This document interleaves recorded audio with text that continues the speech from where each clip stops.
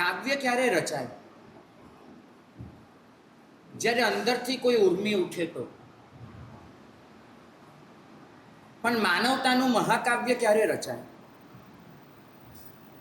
જ્યારે એક તરફ એક મનુષ્યને પ્રબળ ઝંખના ઉઠે કે મારે મારી વૃત્તિને ઉર્ધ્વગામી બનાવ્યું છે, હું જે સ્થાને છું ત્યાંથી ઉપર ઉઠી અને પરમ તત્વનો સ્પર્શ પામવો છે. આ અભિપ્સા અને સામે એ અભિપ્સાને સાંભળીને પરમ તત્વે એનો પાડેલો પડઘો, જેને આપણે કહીએ અનુગ્રહ, મનુષ્યની અભિપ્સા અને પરમ તત્વનો અનુગ્રહ, આ બંનેનું જ્યારે સંયોજન થાય ને ત્યારે જે ઉર્મી ઉઠે એનું નામ છે મહાકાવ્ય. આપણે આજે એવા જ એક મહાકાવ્યનું પારાયણ કરવા બેઠા છે. જીવનમાં માણસ બધા જ રસ અનુભવે છે અને એ રસ અનુભવીને ક્યારેક ને ક્યારેક પોતે થાકે છે, કારણ કે દરેક રસ આખરે તો પૂરો થાય છે અને કંટાળો આપે છે. અને માટે જેને જીવનના છેડે જઈને શાંત રસમાં ડૂબવાનું મન થાય છે. આવા શાંત રસમાં જ્યારે યોગી યોગ ડૂબી જાય, અભિપ્સા અને અનુગ્રહ બંનેનું સંયોજન થાય, એ પછી જે રચાય એવું જ એક મહાકાવ્ય છે શાંત સુધારસ. એક પ્રગાઢ અને સનાતન એવો શાંત રસ આમાં ઝીલાયો છે. એક વસ્તુ તો નક્કી છે કે અનાદિકાળથી જીવ માત્ર સ્વના સુખનો વિચાર કરતો આવ્યો છે.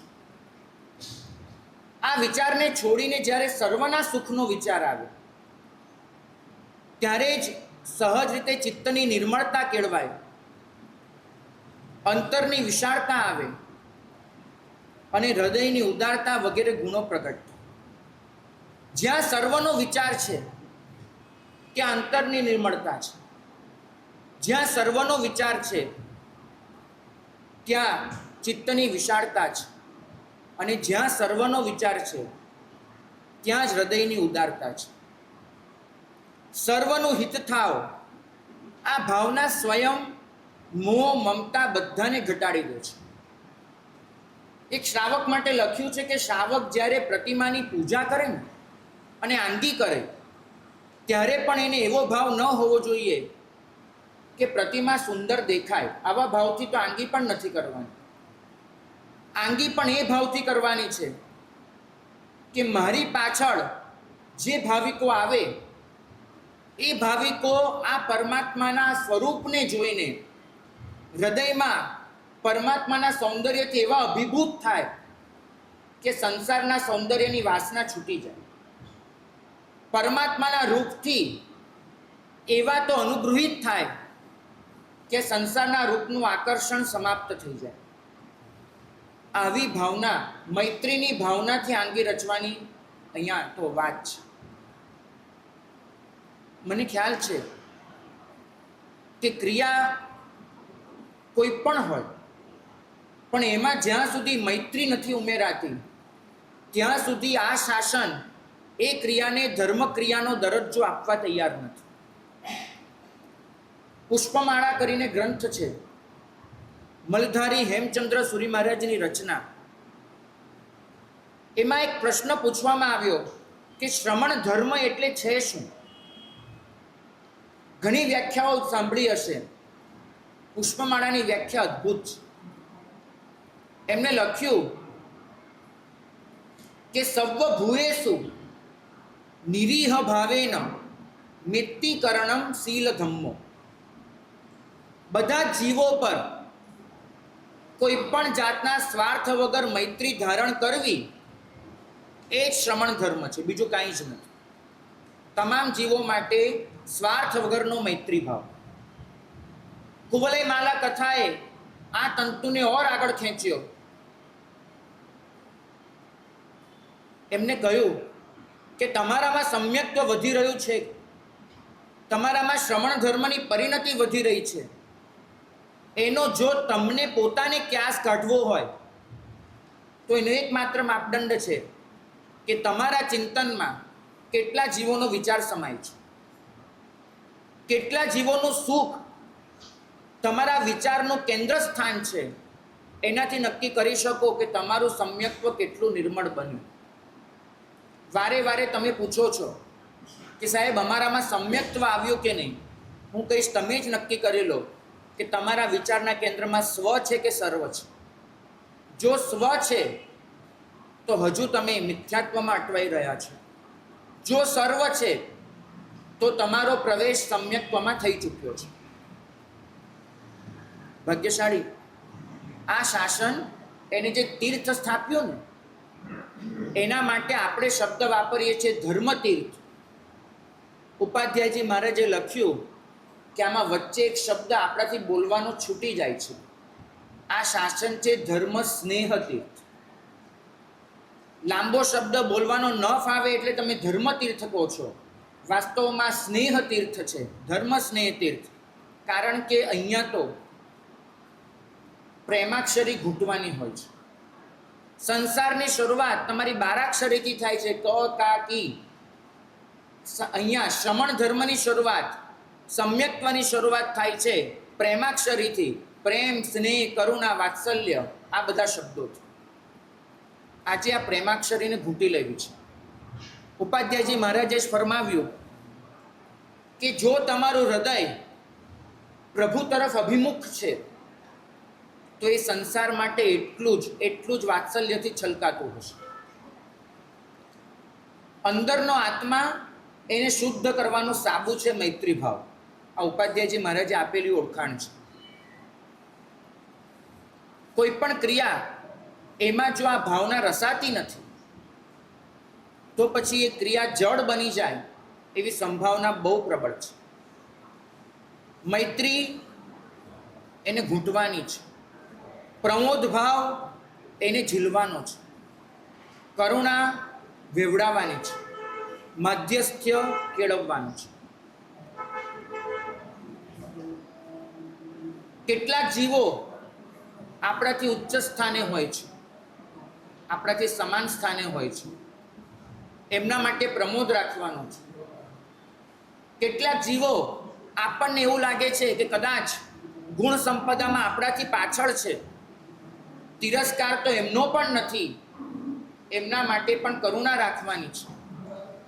અને કોઈ દુષ્ટમતી જીવ જે પ્રભુની વાણી સાંભળવા તૈયાર જ નથી, પ્રભુના માર્ગે ચાલવાનું સત્વ એને કેળવવું જ નથી, તો એના માટે પણ મધ્યસ્થ્ય રાખી અને છૂટી જવાનું છે.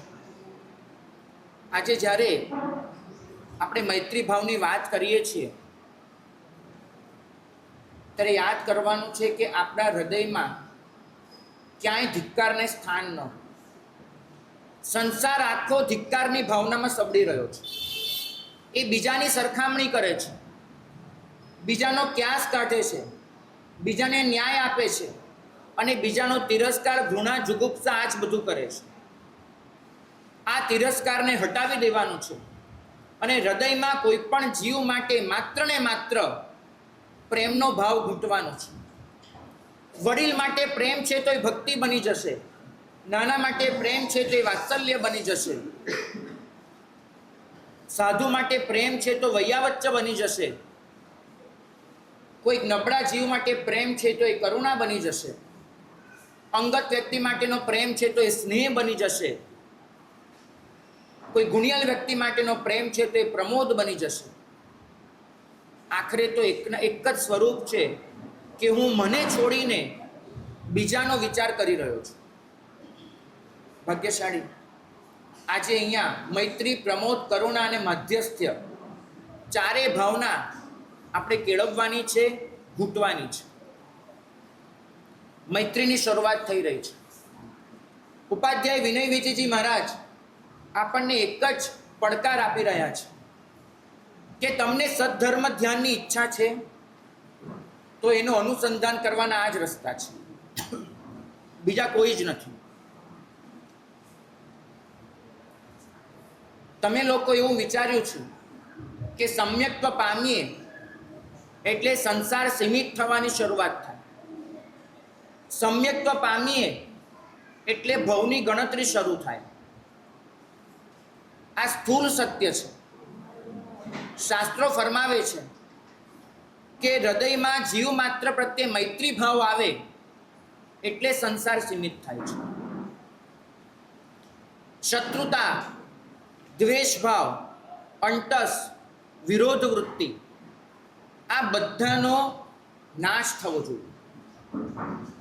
અને ચિંતન, મનન સર્વના કેન્દ્રમાં હોય તો એકમાત્ર મૈત્રી. અને જ્યારે આ કેળવાય, રોમે રોમમાં સ્નેહ અને મૈત્રી પ્રસરી જાય, ત્યારે જે કાવ્ય રચાય એ આપણે ગાવાનું છે. વિનય વિજયજી મહારાજ બીજા કોઈને નહીં, પોતાના આત્માના ઉદ્દેશને જ શીખ આપી રહ્યા છે કે વિનય વિચિંતય મિત્રતા. અને કોના માટે? તો આ ત્રણ જગતના તમામ જીવો માટે. બસ આ મૈત્રી ભાવને એવો તો ઘૂંટી દઈએ, રોમે રોમે રોમે રોમે. એટલું માનજો, જ્યાં બીજાનો વિચાર છે ત્યાં અરહંત્ય છે, જ્યાં સ્નેહ છે ત્યાં સાધુતા છે. બીજાનો વિચાર, સ્નેહ ભાવ એવો તો ઘૂંટી દેવો છે કે આ ક્ષણે અહીંયા ધર્મ સ્નેહ તીર્થ જાગૃત થાય અને આપણે સૌ એ તીર્થના સભ્ય બની જઈએ.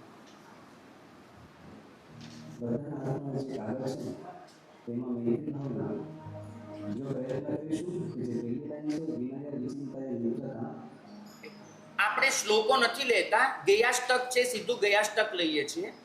એટલે ગયાષ્ટકથી જોજો.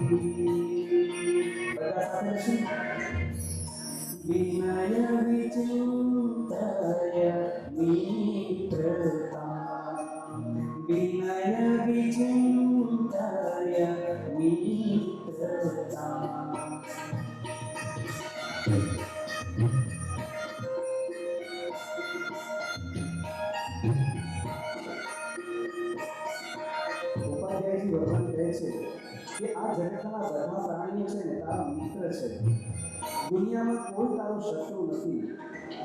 નાહક ક્લેશ સંકાસ કરીને મનને ખરાબ ન કર.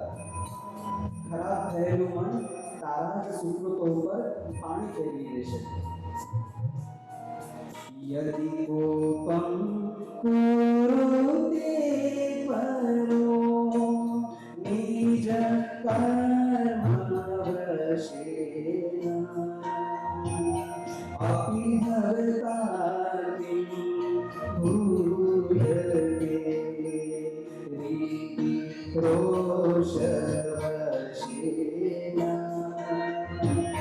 विनय विचिन्तय मित्रता विनय विचिन्तय मित्रता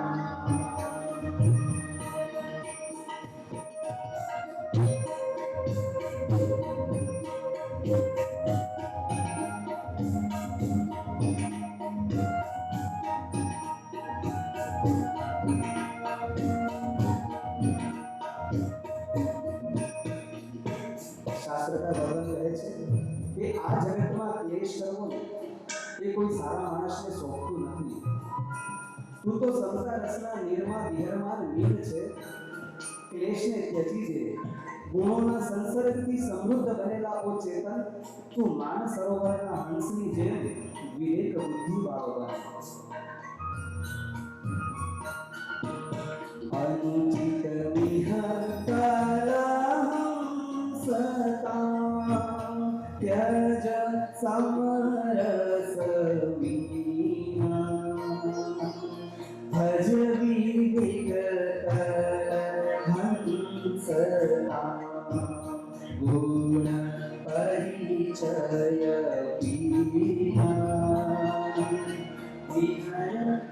બધા એક સાથે विनय विचिन्तय मित्रता विनय विचिन्तय मित्रता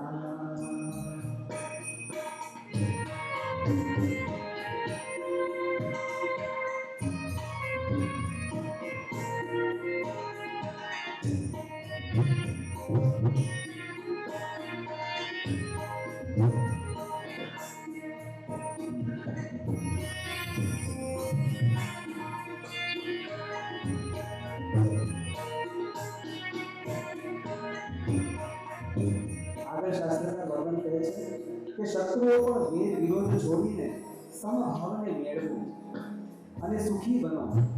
એઓ પણ શાશ્વત સુખના ગૃહ તરફ જવા માટે રુચિવાળા બનો. શત્રુ જના સુખિના સામે માસર સંતુ બંતુ મનસોપ્યમી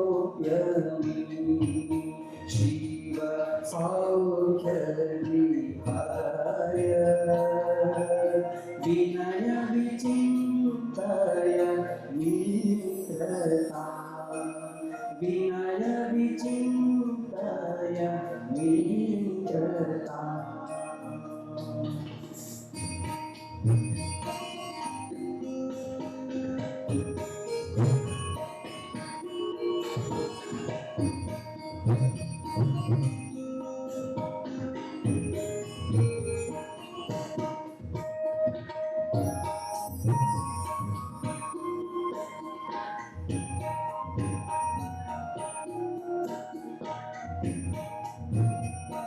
શાસ્ત્રકાર ભગવાન કહે કે એકવાર જો આત્મા ભાવથી સમતા રસનું આસ્વાદન કરી લે ને પછી તો એનો રસ ચાખીને એ પોતે જ સમત્વમાં ડૂબશે. સક્રિયપી યદિ સમતારવં હૃદયે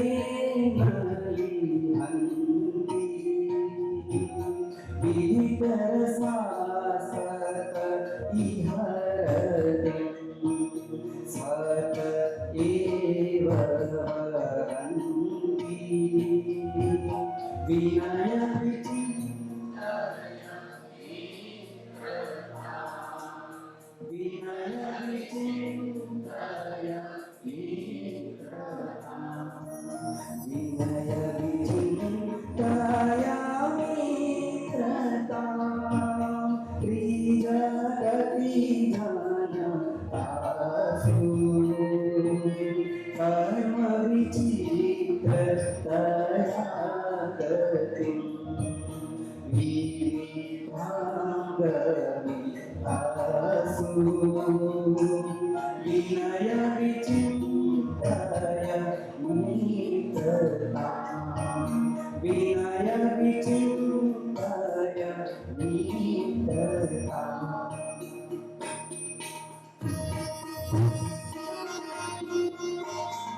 આગળ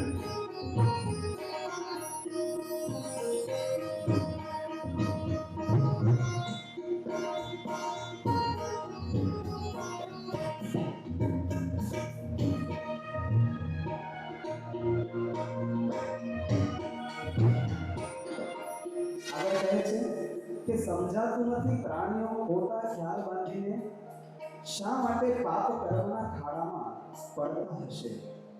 શા માટે એમને તીર્થંકરના વચનોમાં રુચિ નહીં પડતી હોય? વિમુક્તકુ મત મદમોચિતા દૂરીતેષુ પતન્તિ જીનવચનાનિ તથં નરસા દુપયન્તિ.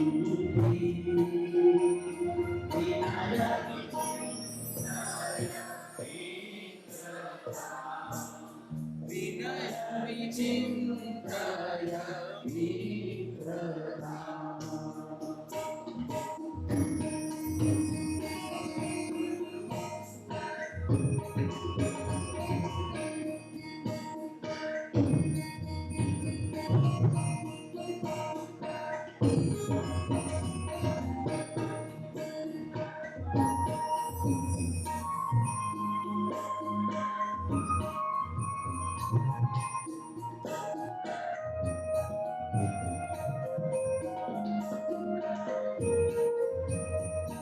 અને છેલ્લે શાસ્ત્રકાર ભગવાન કહે છે કે શુદ્ધ આત્માઓ પરમાત્મા ભાવમાં ડૂબી રહો. વિનય રસ સમતા રસનું પાન કરીને જનતા આનંદિત બનો. પરમાત્મની વિમલાત્મના પરિણમ્ય વસંતુ વિનય સમાહિત પાનતો જનતાનિલ સંતુ.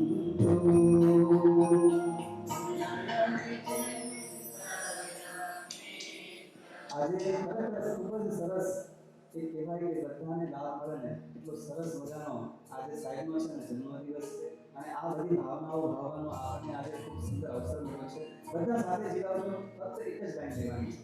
વિનય વિચિંતાય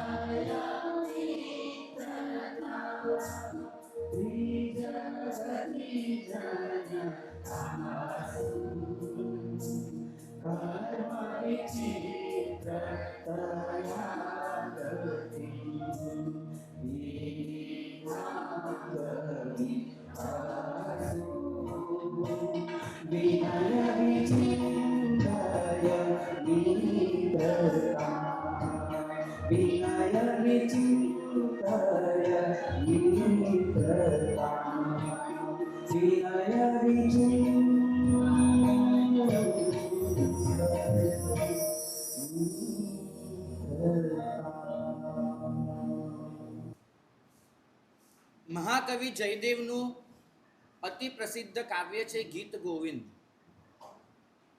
કૃષ્ણ અને રાધા એના શૃંગારનું વર્ણન કરતું એ કાવ્ય.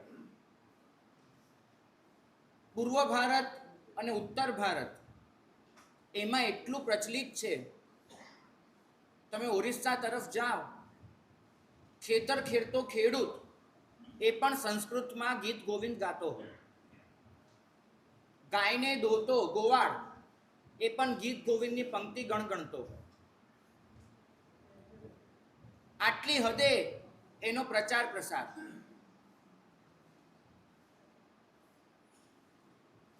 ગુરુ ભગવંત પૂજ્યપાદ વિજય શીલચંદ્ર સુરી મહારાજ એમના હૃદયમાં નાનપણથી એક ભાવના ઘૂંટાય કે શૃંગાર કરતા વૈરાગ્યને સંસ્કૃતમાં વર્ણવવો ખૂબ અઘરો, અને છતાંય ઉપાધ્યાય વિનય વિજયજી મહારાજ જેવા ભગવંતે એ પડકારને ઝીલ્યો અને વૈરાગ્યને આટલી સરસ રીતે પ્રસ્તુત કર્યો 16 ભાવનામાં. અનિત્ય વગેરે 12 અને મૈત્રી વગેરે 4. 16 ભાવનાથી એમને વૈરાગ્યને ઘૂંટ્યો. સંસ્કૃતમાં. રમતા રમતા કોઈ પણ ગાઈ શકે એવી ભાવનાઓ. આપણે ત્યાં એ ગવાય કેમ નહીં? આટલું સરળ સંસ્કૃત, કાનમાં નહીં સીધું હૈયામાં ઉતરી જાય એવું, અને છતાંય કોઈ એનો લાભ કેમ ન લે? અને ગુરુ ભગવંતની અપાર મહેનત, એમને કેટલાય સંગીતકારોને એ શાંત સુસારસ સંસ્કૃતમાં ગાતા કર્યા. અમે સૌ એમાં જોડાયા અને એક એક શબ્દ એ લોકોને આવડે એ રીતે સમજાવતા ગયા. પરિણામ, એક વર્ગ તૈયાર થયો જે સંસ્કૃતમાં ગાય અને આ કાવ્યનો પ્રચાર પ્રસાર કરે. શાસ્ત્રીય રીતે પણ આનું રેકોર્ડિંગ થયું, લોકભોગ્ય ઢાળોમાં પણ આનું રેકોર્ડિંગ થયું. ઉપાધ્યાય વિનય વિજયમાં પોતે જે રીતે ગાતા હતા એ રીતે પણ આનું રેકોર્ડિંગ થયું. અત્યારે જે ગવાયું એ ઉપાધ્યાય મહારાજ પોતે ગાતા હતા એ લય છે. એમને આ લયમાં રચ્યું હતું. તમે લોકો કેટલી સહજતાથી સંસ્કૃત ગાઈ શકો છો વિચારો. આખી સભા ગાઈ રહી હતી કે વિનય વિચિંતય મિત્રતા. તમે સંસ્કૃત ગાઈ રહ્યા હતા, તમે આર્ય સંસ્કૃતિ સાથે જોડાઈ રહ્યા હતા, તમે દેવ ભાષા તમારી જીભ પર મૂકી રહ્યા હતા. આનાથી વધારે આ પવિત્રતા હોઈ ન શકે. ભાગ્યશાળી વાત કરવી છે. જન્મથી એટલું શીખ્યા છીએ તે સકળ ક્રિયાનું મૂળ શ્રદ્ધા છે. એ પણ ખબર છે કે શ્રદ્ધાનું મૂળ જ્ઞાન છે. શાસ્ત્રો ફરમાવે છે કે એ જ્ઞાનમાં જ્યાં સુધી સમર્પણ અને ભક્તિ નથી ભળતા ત્યાં સુધી એ જ્ઞાન એ અહંકાર અને દોષોનું કારણ બને છે. તો જ્ઞાનનું મૂળ છે ભક્તિ અને સમર્પણ. ભક્તિનું મૂળ ક્યાં? સમર્પણના બીજ ક્યાં? યોગસારમાં ફરમાવ્યું કે સમર્પણના બીજ પડ્યા છે મૈત્રીમાં. હું કોઈને તો જ શરણાગત બની શકું કે જીવ સૃષ્ટિ માટે મૈત્રી રાખતો હું. મને બીજાની આગળ સાચે સાચ માથું નમાવાનું તો જ મન થાય કે મારા હૃદયમાં હું ભીનો ભીનો થઈ શકતો હું. અને મૈત્રીનું મૂળ ક્યાં? મૈત્રીનું મૂળ ઉપમિતિ ભવ પ્રપંચ કથામાં લખ્યું. લલિત વિસ્તરામાં હરિભદ્ર સુરી મહારાજે ગાયું કે સકલ વિશ્વમાં જે મૈત્રી છે એના મૂળ પડ્યા છે અરહંત્યમાં. એક અરિહંત પ્રભુ આખી સૃષ્ટિમાં મૈત્રી પાથરે છે. જન્મથી શીખ્યા આપણે દાન વગેરે ધર્મો. કોઈ કહેશે ધર્મ દાનશીલ તપ ભાવ ગણાવી દઈશું. જન્મથી શીખ્યા આપણે વિનય વગેરે ગુણો. જન્મથી શીખ્યા જ્ઞાન વગેરે આચારો. જન્મથી શીખ્યા સન્નીતિ, ઈમાનદારી વગેરે માર્ગો. જન્મથી શીખ્યા સ્વાધ્યાય વગેરે ક્રિયાઓ. જન્મથી શીખ્યા ધ્યાન વગેરે આલંબનો. જન્મથી શીખ્યા અહિંસા વગેરે મહાવ્રતો અને અણુવ્રતો. બધું જ આવ્યું. દાન વગેરે ધર્મ આવ્યો, ધ્યાન વગેરે આલંબનો આવ્યા, નીતિ વગેરે માર્ગો આવ્યા, જ્ઞાન વગેરે આચારો આવ્યા, અહિંસા વગેરે વ્રતો આવ્યા, સ્વાધ્યાય વગેરે ક્રિયાઓ આવી, સદ્ગુણો આવ્યા. બધું જ આવ્યું. ખોટ ક્યાં પડી? ખોટ પડી મૈત્રી વગેરે ભાવનામાં. કારણ કે અમે આની પહેલાં જે પણ ગણાવ્યું એ બધું જ મિથ્યાત્વી જીવમાં પણ હોઈ શકે છે. તમામ વસ્તુઓ. અને અનાદિકાળથી આ બધી જ વસ્તુઓ આપણે અનંતવાર કરીને આવ્યા. ન આવ્યું આપણામાં તો એકમાત્ર મૈત્રી, પ્રમોદ, કરુણા અને માધ્યસ્થી. આ ભાવનાઓ ન આવી અને પરિણામે બીજું બધું મેં જે ગણાયું, ક્રિયા, આલંબન, સદ્ગુણ, માર્ગ, આચાર, વ્રત, બધું જ નિષ્ફળ ગયું. આજે હૃદયમાં એવો પ્રમોદ કેળવી લેવો છે. સ્વયં ભગવતી સૂત્રમાં પ્રભુએ ફરમાવ્યું કે જ્યાં આગળ ગુણની અનુમોદના છે તો એ ગુણ માટેનો અનુરાગ જાગે છે. જ્યાં મારું અનુમોદના છે ત્યાં અનુરાગ જાગે છે.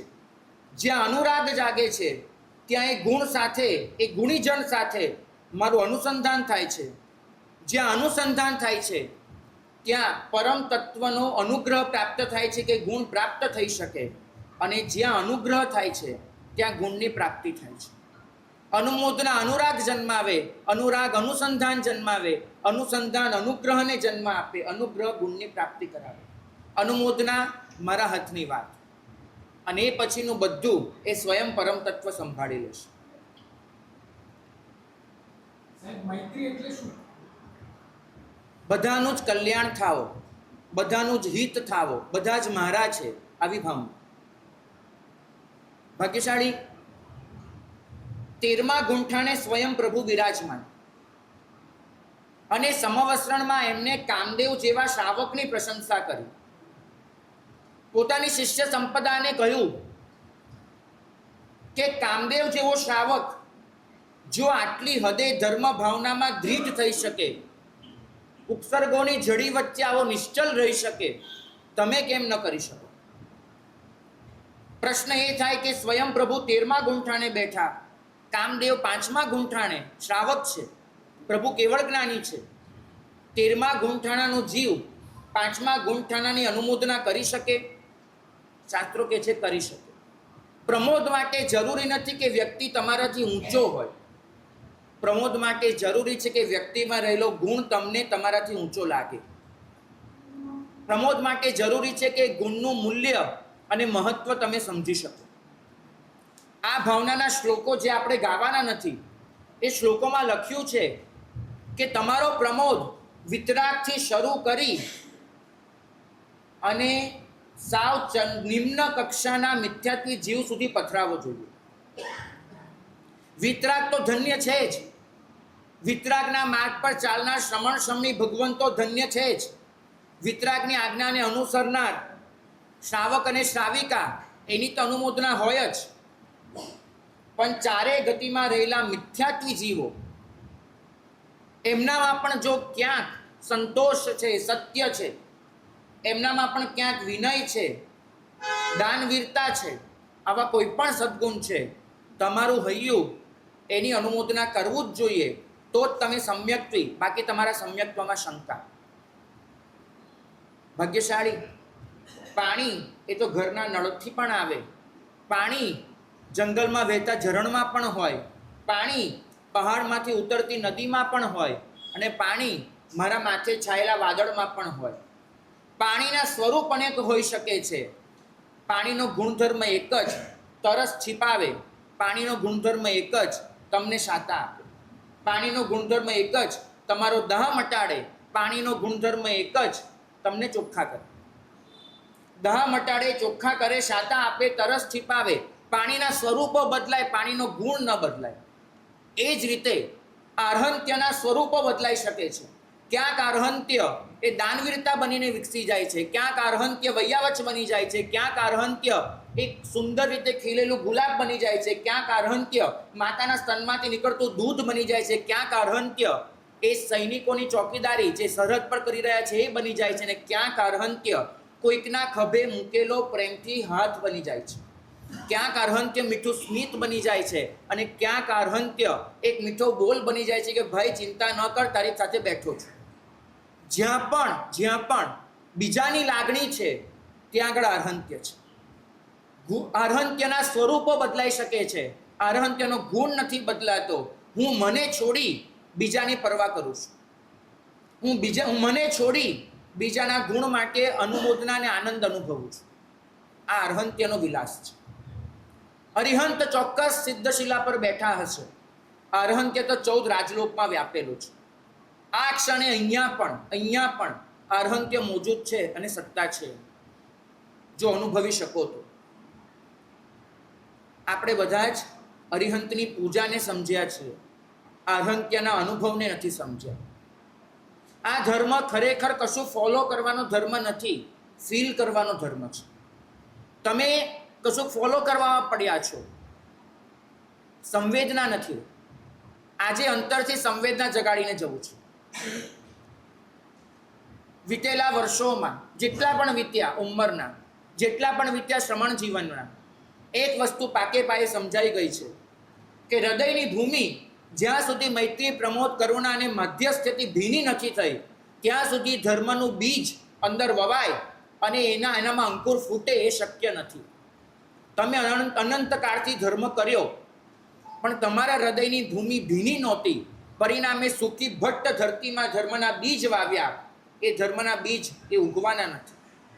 હૃદયની ભૂમિ ભીની જોઈશે, અને એ ભીની ભૂમિ કરવા માટે આજનો દિવસ છે.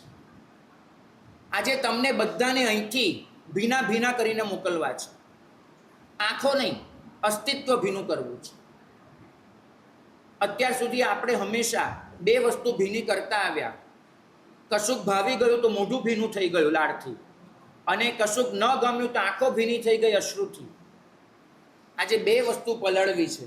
હૈયું પલળવું જોઈએ, અસ્તિત્વ પલળવું જોઈએ. અહીંયા પ્રમોદ ભાવના ગવાય છે. વૈષ્ણવજન તો તેને રે કહીએ, બધા માટે જાણીતો સૂર છે, અને એ જ સૂરમાં અહીંયા પ્રમોદ ભાવના ચાલુ થઈ રહી છે. એક એક ગાથા એનું વિવેચન જોતા જઈશું, અને એક એક ગાથા સૌ સાથે મળીને ગાતા જઈશું. આજે અહીંયા કૈવનભાઈને શાન સુધારસ ગાવા માટે નથી બોલાવ્યા, શાન સુધારસ ઝીલાવવા માટે બોલાવ્યા છે. સંગીતકાર ગાઈને જતો રહે છે, ભાગ્યશાળી તો શ્રાવક છે, ઝીલાવવા આવ્યા છે આપણને. આપણે સૌ એમની સાથે પ્રમોદ ભાવનાને ઝીલીએ. ગયાષ્ટકની પહેલી ગાથા શરૂઆત જ અહીંથી થાય છે. વિનય વિભાવય ગુણ પરિતોષમ. કોઈકની કંઈક સારી વાત જોઈએ અને તાત્કાલિક ધોરણે જે આનંદ થાય એ સંતોષ, પણ કોઈકની કંઈક સારી વાત જોઈએ અને અસ્તિત્વના અણુએ અણુમાં આનંદ પથરાઈ જાય, પરિતોષ. ચારે બાજુથી વાતાવરણ પરિતોષનું બની જાય. નિજ સુકૃતાપ્ત વરેશુ પરેશુ પરિહર દૂરમ મત્સર દોષમ. પોતાના પુણ્યથી, પોતાના સુકૃતથી લોકો કંઈક ઘણું સારું પામીને બેઠા છે. બસ તારી આંખમાંથી ઈર્ષ્યાનું ઝેર નિતારી દે, નીચોવી નાખ. જેમ લીંબુ નીચોવો ને, એમ આંખોને નીચોવી નાખજો ઈર્ષ્યાના ઝેરથી, અને તારી આંખમાં માત્ર ને માત્ર બીજા માટેનો અહોભાવ અને આનંદ છલકાય. વિનય વિભાવય ગુણ પરિતોષમ.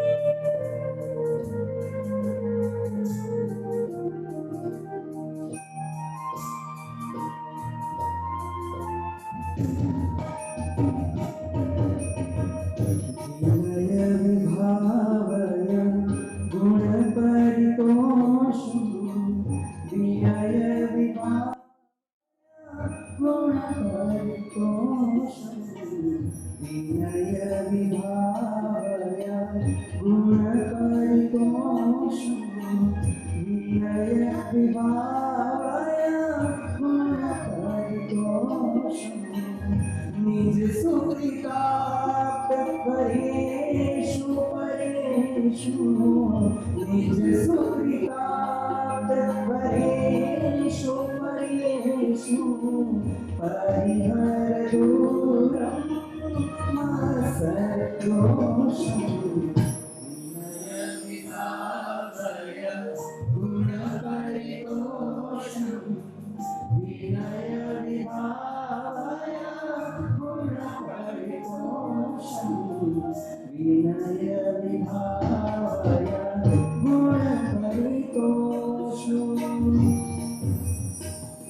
અને વરમય મિહ લભતે બહુમાનમ. અને લોકો એમનું બહુમાન કરે છે. અરે કોઈક દાન આપે, કોઈકનું બહુમાન થાય, મારે તો ખાલી શું કરવાનું? બેઠા બેઠા અનુમોદના કરવાની. બરાબર? કિમિતિ ન વિમૃશસી પરપર ભાગમ. તારા મોઢામાંથી બે મીઠા શબ્દો કેમ નથી નીકળતા? એક કોયલ પણ આટલી નાનકડી કેરી એને ખાવા મળે ને તો એ કેટલું મીઠું ટહુકે. તારા પેટમાં તો અમે ખીર ને ગુલાબજાંબુ મૂક્યા, તારા મોઢામાંથી કેમ ટહુકા નથી નીકળતા ભાઈ? અને આમાં શું ગુમાવાનું? તું થોડું થોડું ટહુકી લે અને એના પુણ્યમાં ભાગ મેળવી લે. હા, યદ વિભજસી તત સુકૃત વિભાગમ. કામ એને કર્યું, આપણે અનુમોદના કરી, ભાગ આપણે પડાવી લીધો. આવો સોદો શું ખોટો?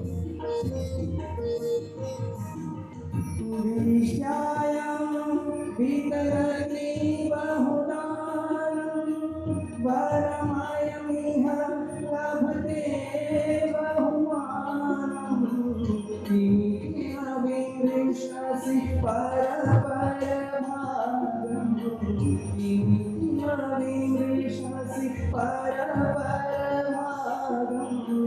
यद्विभजसि तत्सुविधविभागम्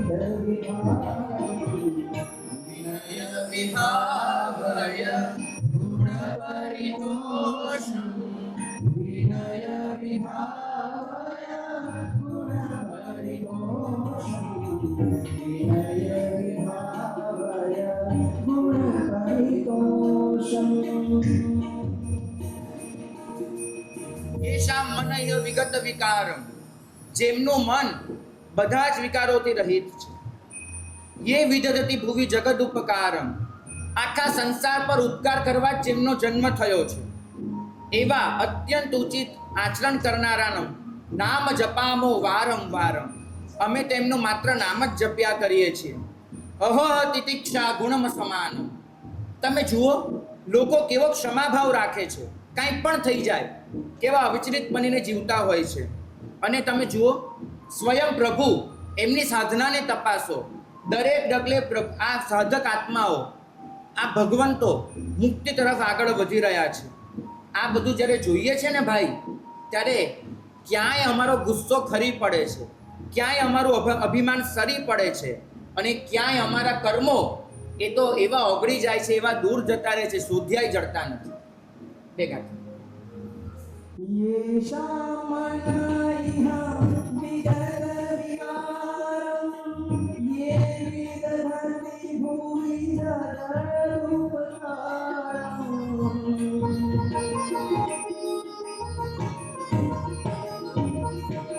येषां मनः विगतविकारं ये विदधति भुवि जगदुपकारम्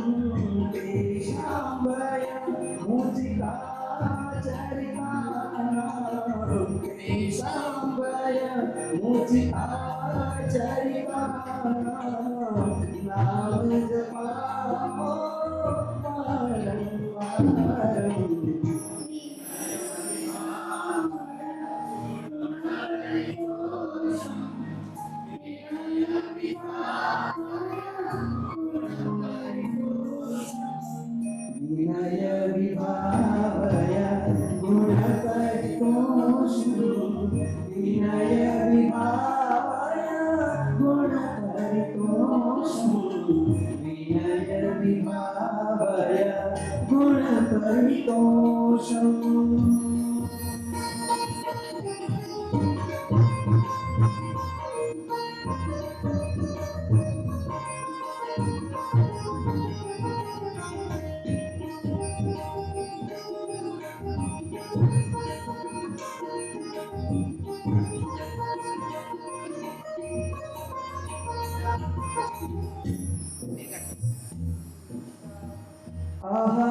अहतितीक्षां गुणमस्मानं पश्यत भगवति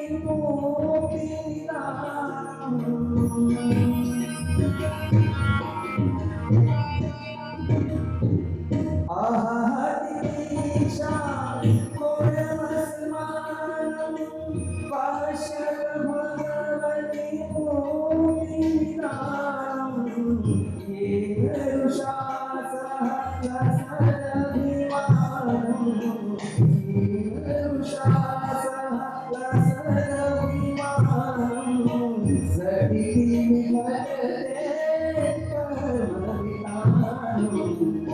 વિનય વિભાવય ગુણપરિતોષં વિનય વિભાવય विनय विभावय गुणपरितोषं विनय विभावय गुणपरितोषं विनय विभावय गुणपरितोषम् કેટલાય ગૃહસ્થો એવા છે કે પરસ્ત્રીને જોઈને જેના મનમાં વિકારનો એક અંશ પણ નથી જાગતો. અત્યારે પણ એમનો યશ એવો પ્રસરી રહ્યો છે કે એમનું નામ લઈએ ને તો જાણે આંબા પર કેરીઓ આવી જાય. છઠ્ઠી ગાથામાં તો વિનય વિજયજી મહારાજ એક બહુ અદ્ભુત વાત કરે છે. એમ પૂછે છે કે કોઈક સુપુત્ર હોય એને આપણે કુલ દીપક કહીએ તો સુપુત્રીને કુલ દીપિકા કહેવાય? તો કે ના કહેવાય. પેલાને કુળ દીપક કહેવાય પણ સુપુત્રીને કુલ દીપિકા ન કહેવાય. તો કે કારણ શું? તો કે છોકરો છે એ એક ઘરનું અજવાળું કરી શકે માટે કુળ દીપક. સારી છોકરી તો બે ઘરને અજવાળતી હોય છે, સાસરું અને પિયર. માટે એના માટે તો કુલ યુગલ દીપિકા શબ્દ વાપરવો જોઈએ. એ હંમેશા બે ઘરને અજવાળે છે. તો અહીંયા કહે છે કે સ્ત્રીઓને પણ ધન્ય હજો કે જેમને પોતાના યશથી બે કુળોને અજવાળ્યા છે અને એમને શોભાની પતાકા લહેરાવી છે. એવી સ્ત્રીઓના દર્શન કરવાને એ તો જાણે પૂનમના ચાંદની જેમ તમને શીતળતા આપનાર અને તમારા પાપને ખપાવી દેનારા છે. તો એવી સ્ત્રીઓને પણ ધન્ય હજો. પાંચમી અને છઠ્ઠી.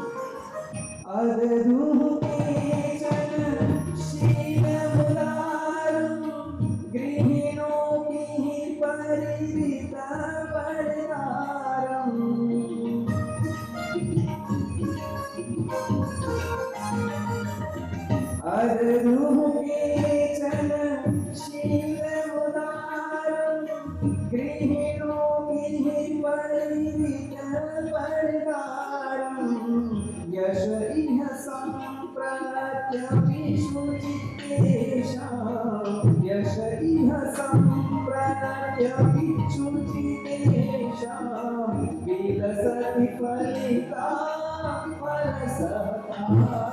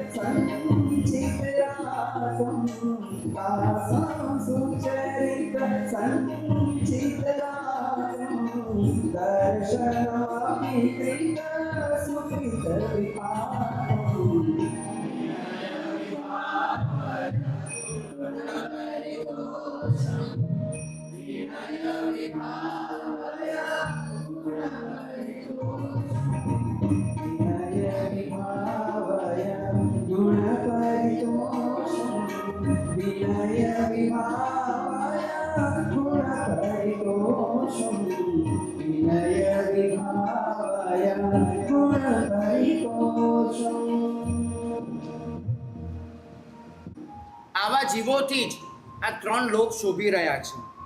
અને આવા જીવોનું સ્મરણ કરવું ને એ પણ પુણ્યનું કારણ છે. તમે ભરેસર બાહુબલી એમાં 100 મહાપુરુષના નામ સ્મરણ કરો છો, મહાપુરુષ મહાસતીના. સ્મરણ મમીષામ કૃત શુભયોગમ.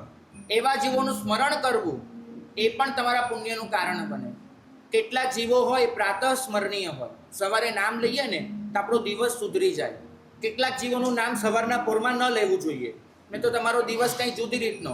અને આપણે એને ન લેવું જેવું ન કહી શકીએ. એટલે અમે લોકો વાત કરીએ ત્યારે એમ કહીએ કે મધ્યાહ્ન સ્મરણીય જીવો છે.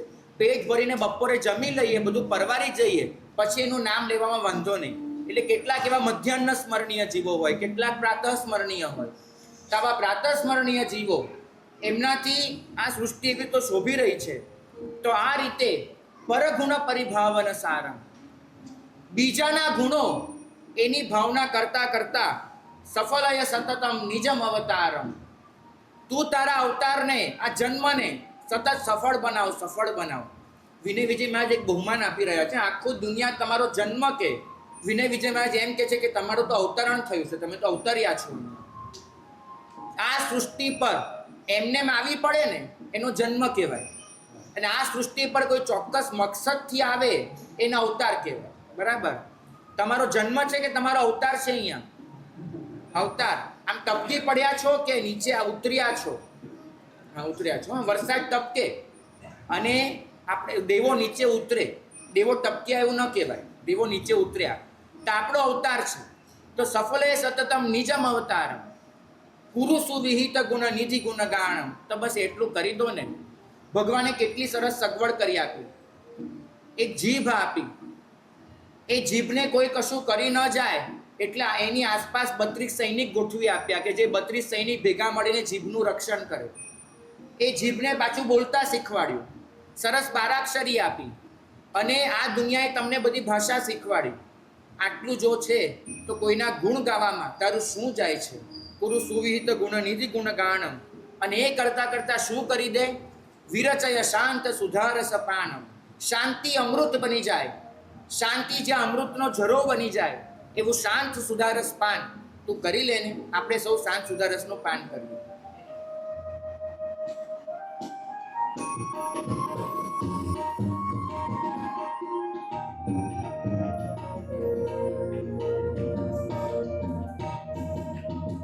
કાર્તિક સાર્તિક સુજન વદંસા કે જનયોતિ વિદે જનંસા.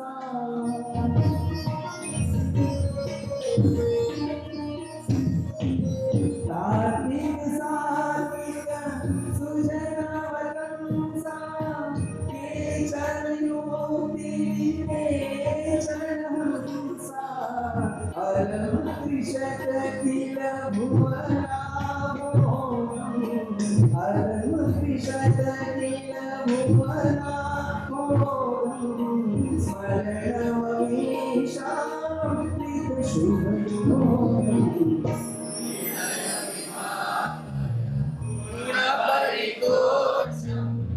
વિનય વિભાવય ગુણ પરિતોષમ. વિનય વિભાવય ગુણ પરિતોષમ.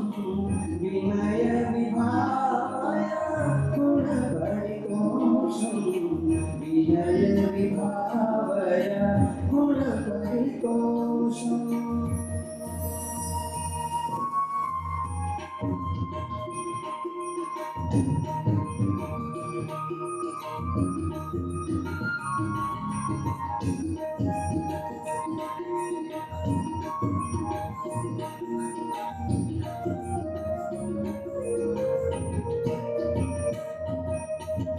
इति परगुण परिभावन सारम सफलाय सततम निजम अवतारम.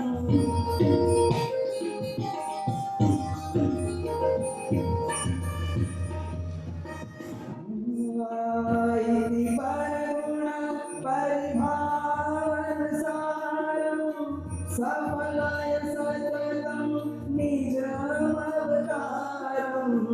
गुरु सुविहित गुण निधि गुण गानम. गुरु सुविहित गुण निधि गुण गानम. विरचय शांत सुधारस पानम. विनय विभावय गुण परितोषम. विनय विभावय गुण परितोषम. विनय विभावय गुण परितोषम. विनय विभावय गुण परितोषम. निज सुकृतात् परेषु परेषु. निज सुकृतात् परेषु परेषु. परिहर दूरम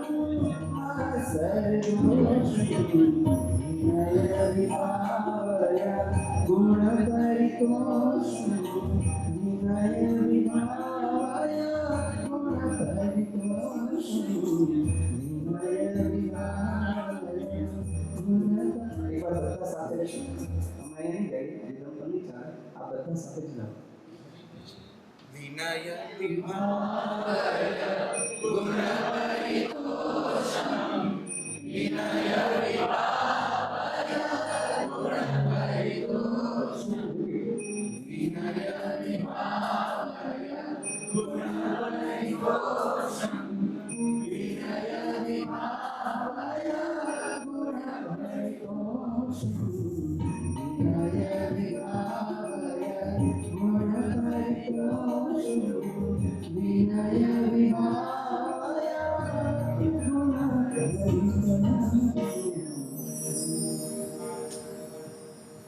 મૈત્રી ભાવના ભાવી પ્રમોદ ધારણ કર્યો. તો હવે આપણો પ્રવેશ છે કરુણાના ઘરમાં. ધર્મ જેમ જેમ કરતા જઈએ ને આપણે અંદરથી વધુ ને વધુ રુજુ અને મુલાયમ બની, વૃક્ષ ન રહી, કોમળ બની. કોઈ આમ અડકે ને આપણને તો આપણને એવું ગમે કે આમ હાથ ફેરવે.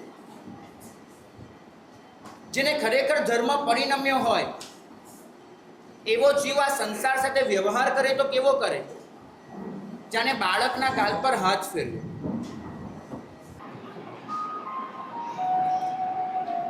કરુણા બે જાતની હોય. એક હોય પ્રાયોગિક કરુણા. આપણે આપણા પ્રયત્નથી કોઈના પર ઉપકાર કરી શકીએ, કોઈકની ખરેખર દયા કરી શકીએ. એ પ્રાયોગિક કરુણા કહેવાશે. જેને અમલમાં મૂકી શકીએ એવી કરુણા એ પ્રાયોગિક કરુણા.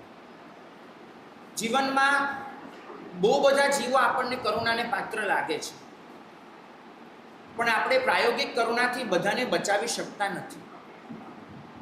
કતલખાને જતી દરેક ગાય હોય કે પોલ્ટ્રી ફાર્મની ગાડીમાં પિંજરામાં પૂરાયેલું દરેક મરઘું, આપણને એને બચાવવાની લાગણી જાગે જ છે, પણ આપણે એને બચાવી શકતા નથી. કેમ કે આપણી પાસે એટલી શક્તિ નથી, એટલું સામર્થ્ય નથી. તો પ્રાયોગિક કરુણાનો મતલબ થાય છે અમલમાં મૂકી શકીએ એવી કરુણા, જે બહુ ઓછા જીવો પર આપણે કરી શકીએ છીએ. પણ બીજી છે ભાવ કરુણા. ભાવ કરુણા એમાંથી તો સિદ્ધિ ગતિમાં ગયેલા જીવ સિવાયનો કોઈ પણ જીવ એ બાકાત રહી શકતો નથી.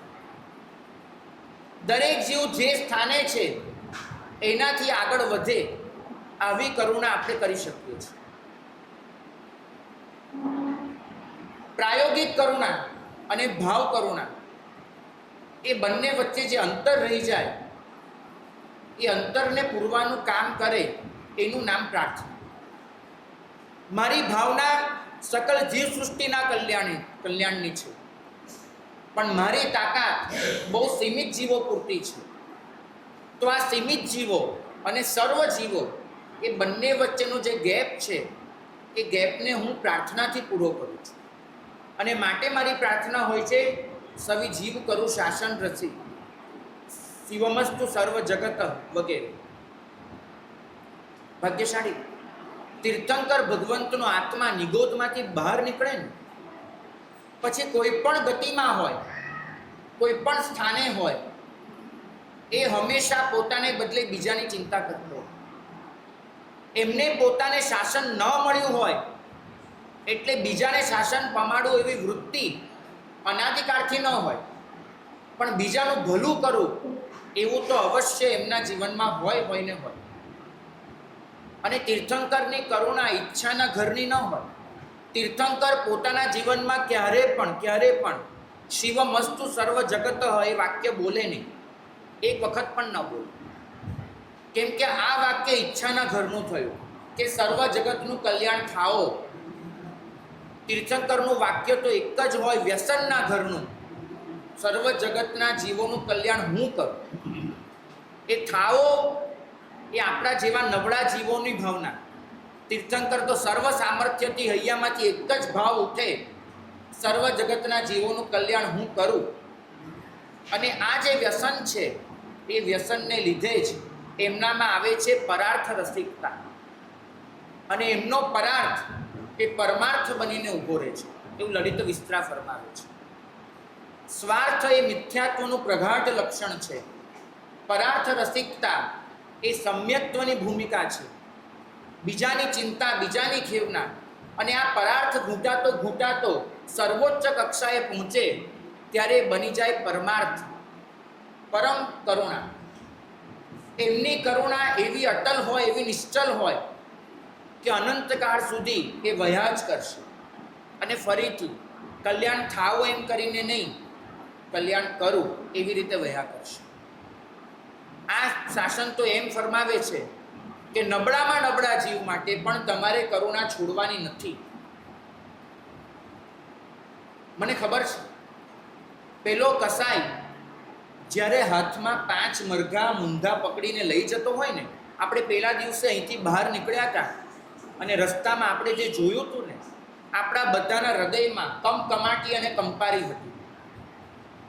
એ લઈને જતો હોય, આપણને પેલા મરઘાની તો કરુણા જાગે, પણ હૃદયમાં એની સાથે ધ્યાન રાખજો કે ક્યાંક એ મરઘા જેને પકડ્યા છે એ જીવ માટે ઘૃણા નથી આવી જતી.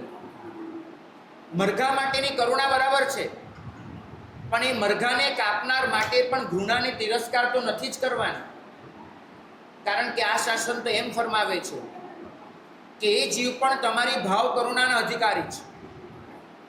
મરઘો તો કપાશે અને એના કર્મો તો પૂરા થશે, પણ એ મરઘાને કાપનાર જે છે એના કર્મો તો શરૂ થઈ રહ્યા છે. પહેલી દયા કરવી હોય તો એની કરજો, કારણ કે આ મરઘો તો હમણાં પૂરો થઈ જવાનો. પેલો 10 વખત હવે મરઘો બનીને કપાવાનો. જે એક વખત ખાય છે એ 10 વખત મરઘો બનીને કપાશે. ભાવ કરુણા તો એની પણ કરવાની છે. આ શાસન ક્યાંય કોઈનો તિરસ્કાર, ઘૃણા કરવાની છૂટ નથી આપતું. સૃષ્ટિનો એક પણ જીવ તમારી કરુણામાંથી બાકાત ન હોઈ શકે. શ્રાવકપણું એના માટે યોગ બિંદુમાં પાયાની શરત લખી છે કે જ્યાં સુધી કલ્યાણની કામના હૈયામાં આવતી નથી ત્યાં સુધી શ્રાવકપણું એ સિદ્ધ થતું નથી. પરમાત્માને પૂછવામાં આવ્યું કે અહિંસા વગેરે નિયમ તો પરશાસનમાં પણ છે, તમે એને વ્રત તરીકે ઓળખાવો છો. નિયમ અને વ્રત વચ્ચે તફાવત શું છે? એ લોકો અહિંસાને યમ અને નિયમ માને છે, તમે એને વ્રત અને મહાવ્રત તરીકે ઓળખાવો છો. ફરક શું છે? પ્રભુએ કીધું કે એ લોકો જે અહિંસા પાળે છે એમાં સ્વના કલ્યાણની કામના છે કે મને પાપ ન લાગે, મારે દુર્ગતિમાં નથી જવું, માટે યમ અને નિયમ છે. હું જે અહિંસાનું પ્રતિપાદન કરું છું એમાં સંવેદના છે કે મારા થકી બીજાને પીડા ન પહોંચે, માટે મારે અહિંસા પાળવી છે. હું પાપ કરીશ અને મારે ભોગવવા પડશે એવા ડરથી જે પાલન થાય નિયમ થયો, પણ મારા થકી કોઈને નુકસાન ન પહોંચવું જોઈએ એવી ભાવનાથી જે પાલન થાય વ્રત થયું. હું નિયમમાં નથી માનતો, હું વ્રતમાં માનું છું. જે શાસન આવી સંવેદના લઈને પ્રગટ્યું છે, જે શાસન આવી સંવેદના લઈને ચાલે છે, એ શાસનના આરાધકો આપણે. આપણા હૃદયમાં જો કરુણાનો વાસ ન થાય તો આ શાસન મળ્યાનો કોઈ જ ફાયદો નથી. અહીંયા અત્યારે જે ગવાશે ને, અત્યંત કોમળ સ્વર છે. શિવરંજની સુજના આપણને સંબોધન કરે છે કે હે સજ્જનો. પહેલેથી જ આપણને પદવી આપી દીધી કે ભજત મુદા ભગવંતમ. ખૂબ આનંદથી તમે પરમાત્માની ઉપાસના કરો. કેમ? તો શરણાગત જન મિહ નિષ્કારણ કરુણાવંતમ વંતમ. એમના શરણે જે આવ્યો એના પર નિષ્કારણ કરુણા કરીને એમને એનું ઉગારી લીધું. ફરીથી પ્રશ્ન થાય કે જે એમના શરણે જાય એનું જે કલ્યાણ કરે છે, તો અહીંયા કીધું, જવાબ આપ્યો છે કે ભાગ્યશાળી સમર્પિતતા એ તમારે ઈચ્છાના ઘરની વાત હોઈ શકે છે, હું સમર્પિત થઉં કે ન થઉં. પરમાત્માએ તો ક્યારનાય તમને પોતાના શરણમાં લઈ જ લીધા છે. તમે શરણાગત તો છો જ, સમર્પિત હો કે ન હો, શરણાગત તો છો જ. કારણ એક જ, આ સૃષ્ટિનો કોઈ જીવ અરિહંતને ઓળખે કે ન ઓળખે, અરિહંત એને ઓળખે છે.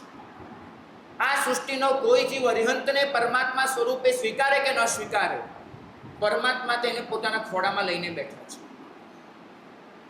તમારો જન્મ જ આ સૃષ્ટિમાં અરિહંતની કરુણાના પ્રચાર પ્રસાર માટે થયો છે. અને એ કરુણા એને હૈયામાં વસાવવા માટે આનાથી પ્રબળ કોઈ સાધન હોઈ ન શકે. આપણે સૌ એ કરુણાની ભાવનાને ઝીલી લઈએ.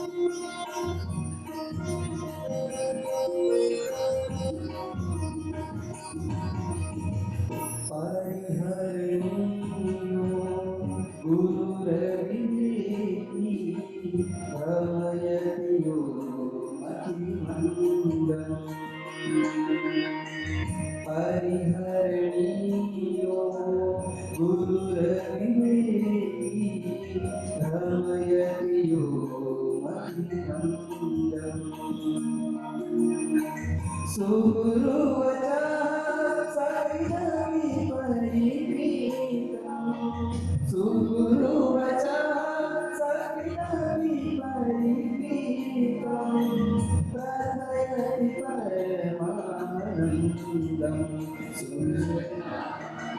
ભજતમુદા ભગવન્तं સુજના ભજતમુદા भगवन्तं सुजना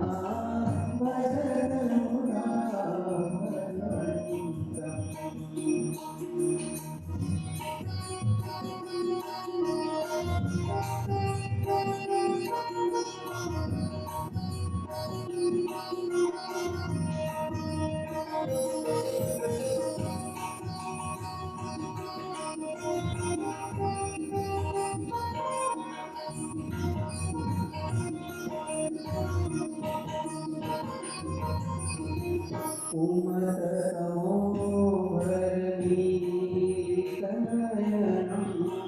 विमुक्तिच्छद पन्थानम्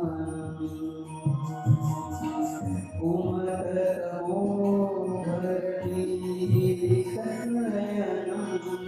विमुक्तिच्छद पन्थानम् ભજતમુદા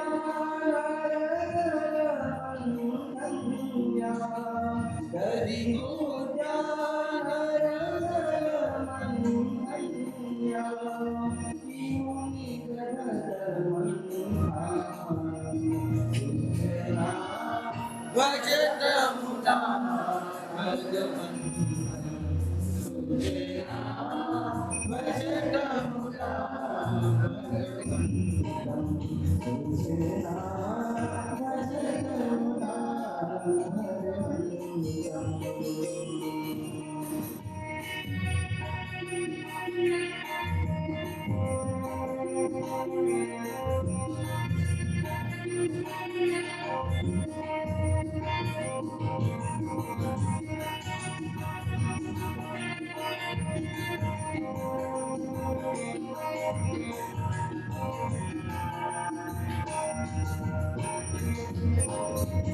अनिरुद्धं मन एव जनानां जनयति विघातन्तम्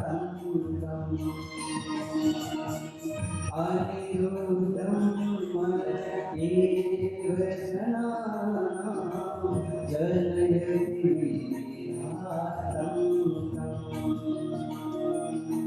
सबरी सुहानी तरेन विधते सबरी सुहानी तरेन विधते आत्मारामशङ्कम्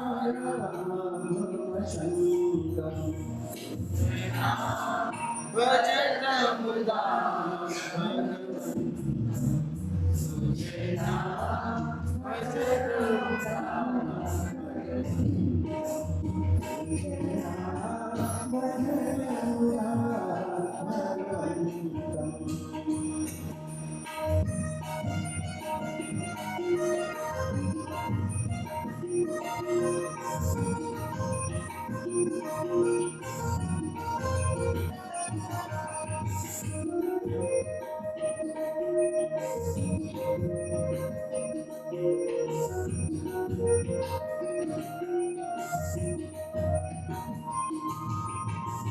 परिहरता श्रवविकथा कौरव मदनमनानिवयस्यम्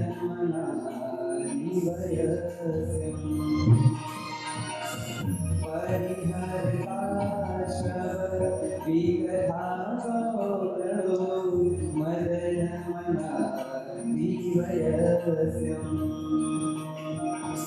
प्रियता सांवर सात्वरीनं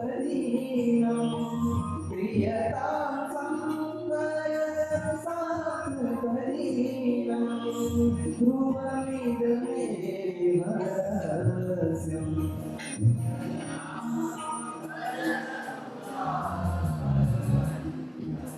सुजना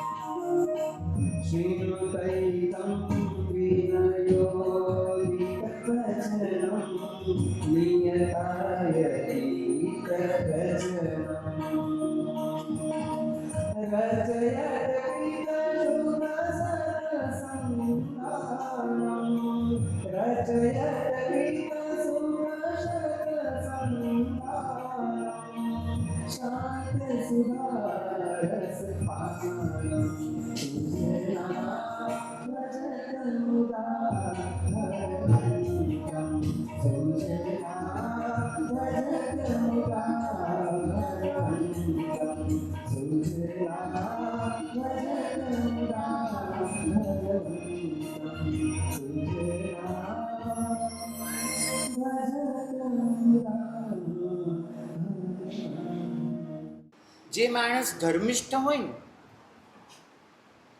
એને ધર્મ કરવાની જેટલી ભૂખ હોય એટલી જ કરાવવાની હોય.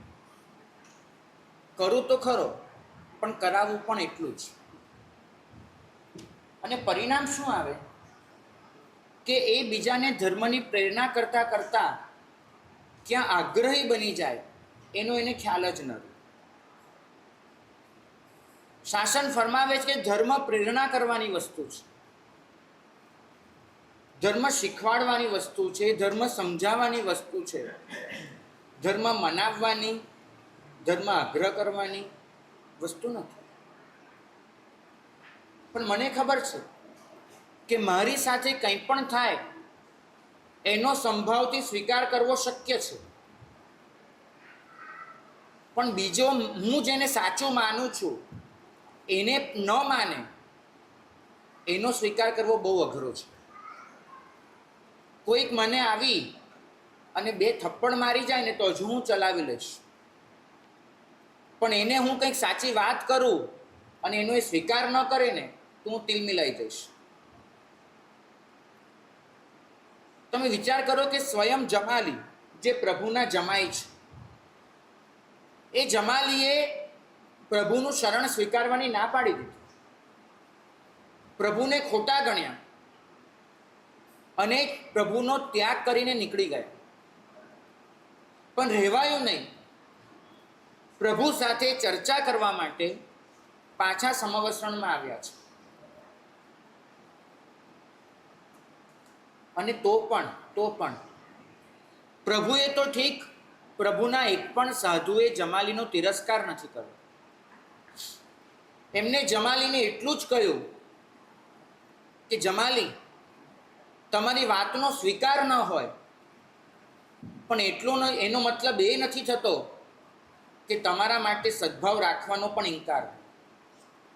કોઈની વાતનો આપણે સ્વીકાર ન કરીએ એ બની શકે, કોઈની વાતને આપણે આદર ન આપીએ બની શકે, પણ એના માટે થઈ અને હૃદયના દરવાજા બંધ કરી દઈએ એ ન બને. લગભગ જોજો આપણો ધર્મ કરાવવાનો આગ્રહ આપણને આર્ત ધ્યાન સુધી લઈ જાય છે. પરિવારમાં કોઈ ધર્મ ન કરે, સંતાન ન કરે, પતિ ન કરે, પત્ની ન કરે, આપણું હૈયું એ સતત બળ્યા કરે.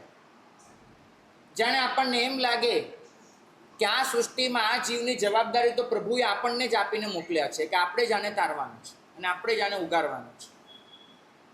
લગભગ તમારી સ્થિતિ જોજો, ધર્મ કરવાના આનંદ કરતાં તમારા પરિવારજનો ધર્મ નથી માનતા એના આર્ત ધ્યાનમાં વધારે પસાર થાય.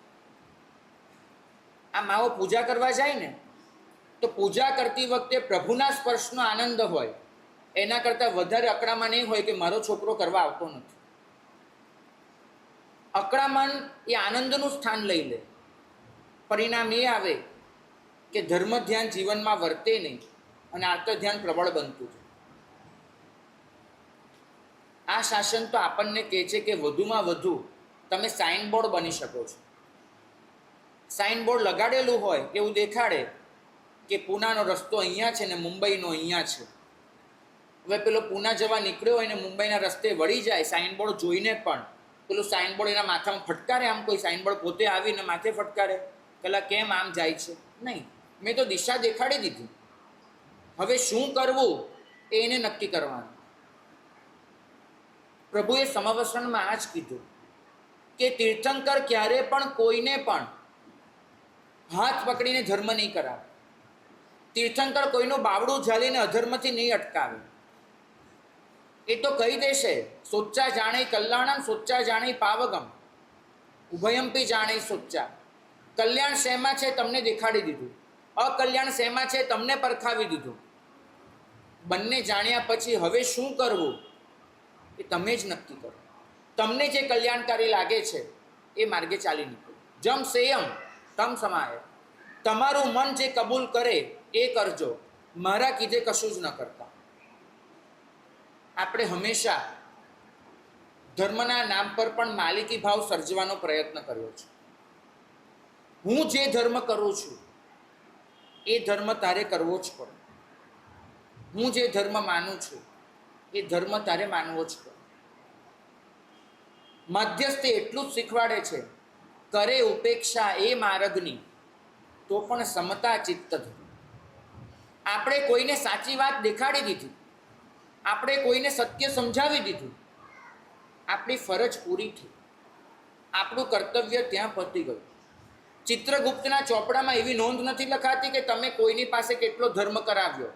ત્યાં તો એક જ નોંધ હોય છે કે તમે ધર્મના માર્ગે કેટલું ચાલ્યું. ભાગ્યશાળી સૈનિકને ત્યાં જ એ જ સૈનિકના જીન્સમાં અભયકુમાર પણ પાકે, એ જ સૈનિકના જીન્સમાં કોણિક પણ પાકે. એક જ ઘરમાં બે સગા ભાઈઓ, એક અભયકુમાર બને અને એક કોણિક બને.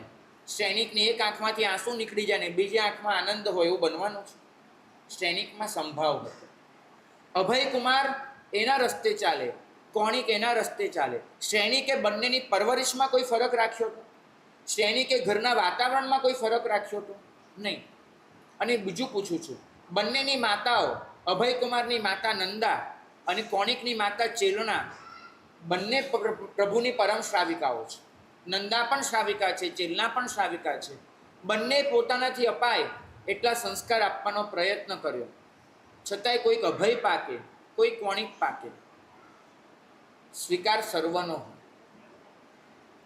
મધ્યસ્થી આપણને એટલું જ શીખવાડે છે કે અત્યાર સુધી સંભાવ સહનશીલતા એનો એક જ અર્થ તમે કર્યો કે તમારી સાથે જે થાય એમાં ક્ષમતા રાખો, ક્ષમતાનું વિસ્તરણ કરો કે કોઈના પણ વિચાર એનો સ્વસ્થતાથી સ્વીકાર કરો.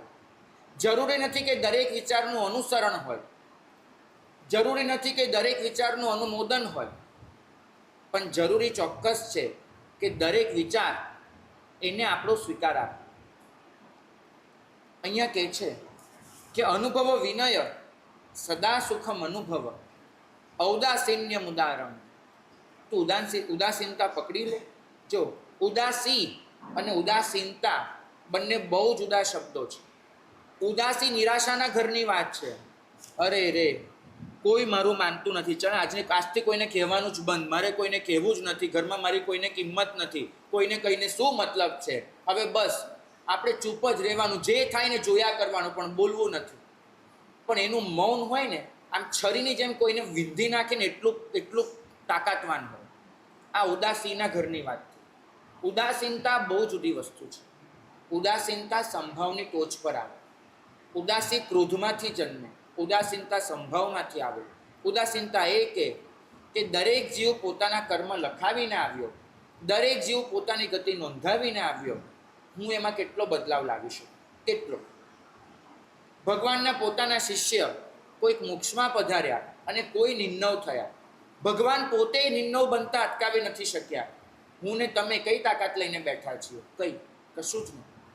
પ્રભુ સાથે ગૌતમ સ્વામી પણ રહ્યા, પ્રભુ સાથે ગોશાલક પણ રહ્યા. ગોશાલક પ્રભુ સાથે કેટલા વર્ષ રહ્યો અને છતાંય પ્રભુના સંસ્કારોની એને કોઈ અસર નહીં, અને છતાંય મહાવીર એને ટોક્યા કે રોક્યા નથી. મહાવીર સાધના કરીને ઊભા હોય, એને ખાવાની પીવાની કંઈ ન પડી હોય, અને એનો જ ચેલો ગોશાલક પેલું મંડપનો આમ છેડો ઊંચો કરીને જુએ, મોઢું અંદર નાખીને કે શું રસોઈ બની રહી છે. શું કરશે? ભાગ્યશાળી. કુશલ સમાગમ માગમ સારમ કામિત ફલ મંદારમ. આગમનો સાર હોય તો આ જ છે, મધ્યસ્થ ભાવ.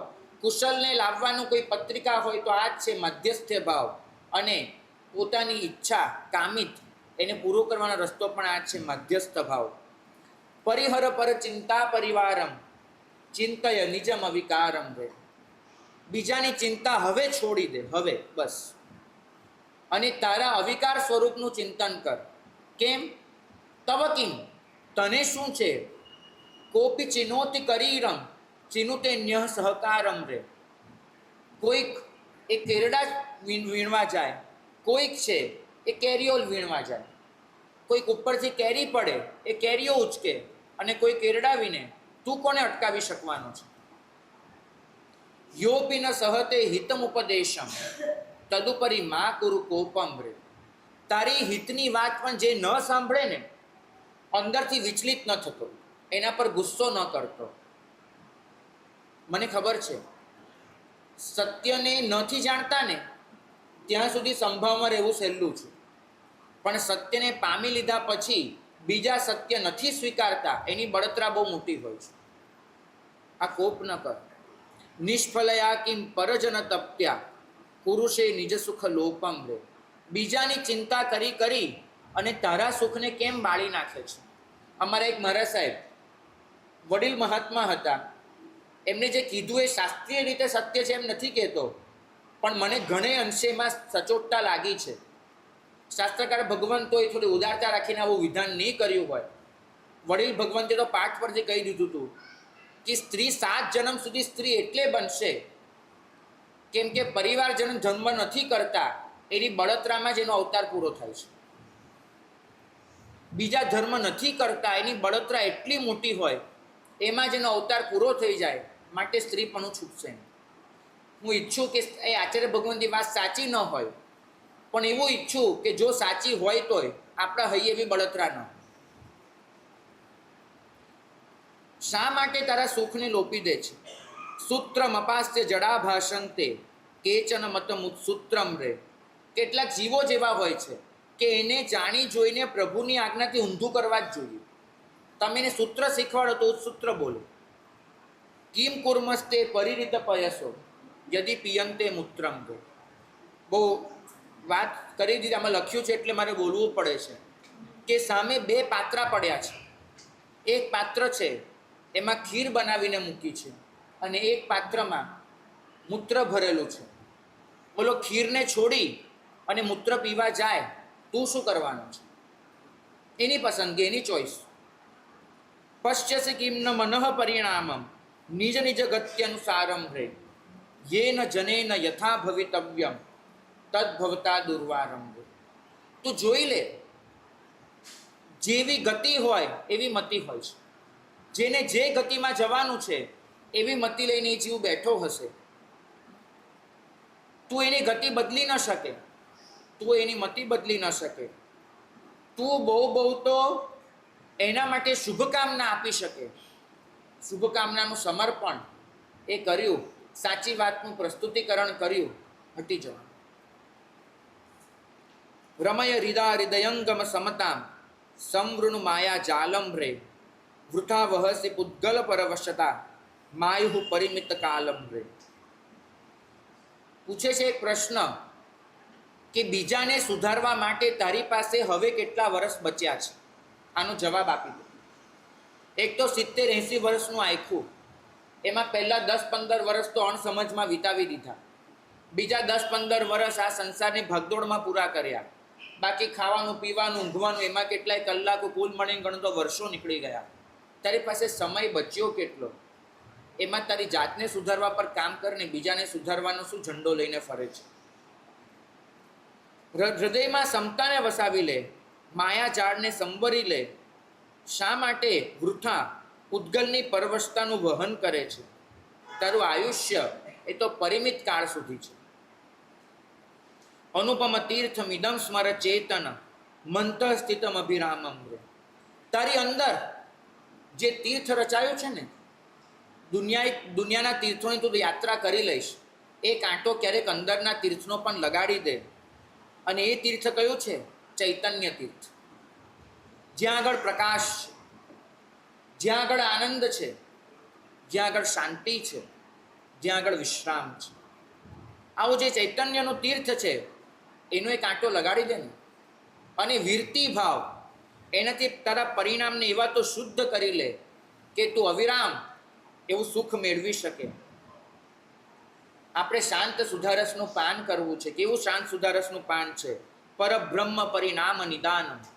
પરબ્રહ્મ સુધી લઈ જનારું, સુત કેવલ વિજ્ઞાનમ રે, કેવલ જ્ઞાન અપાવનારું, વિરચય વિનય વિવેચિત ગાનમ. જેના ગાનનું વિવેચન થયું છે એવું શાંત સુધારસ પાન, હે વિનય તું લઈ લે. આ વિનય એટલે કોણ ખબર છે? આપણી અંદર પડેલો બધા જ એ આત્મા કે જે પરમ તત્વ પ્રત્યે વિનિત બન્યો છે. હે વિનય તું આ શાંત સુધારસનું પાન કરી લે. બસ એ ભાવના સાથે ભૈરવીના સૂર છે, અને ભૈરવીના સૂર સાથે આપણે એમાં ગુલતાન બની જઈએ.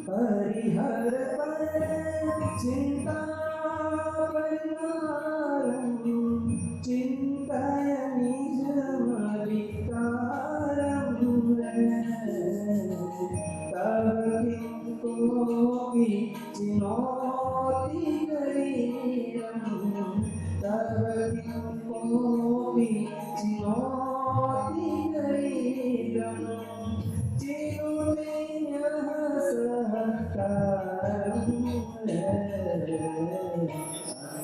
अनुभवविनय सदा सुखम अनुभवविनय सदा सुखम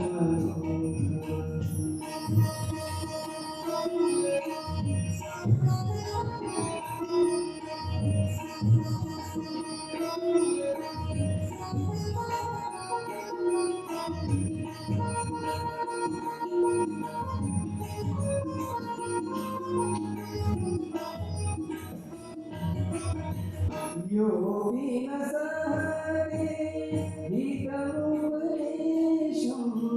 तदुपरिमा गुरुकोपं रे निष्फलया किं परजगत्या निष्फलया किं परजगत्या पुरुषे निज सुख लोकं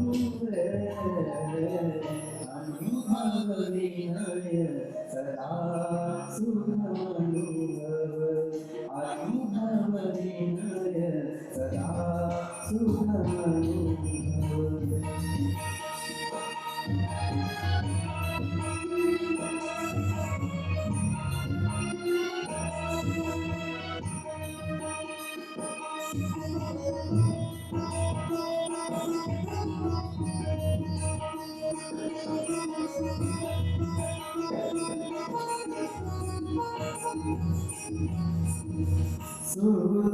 सूत्रमपास्य जडाभाषन्ति केचन मतमो सूत्रं वे किं कुर्मस्ते परितपयसो किं कुर्मस्ते परितपयसो यदि क्रियन्ते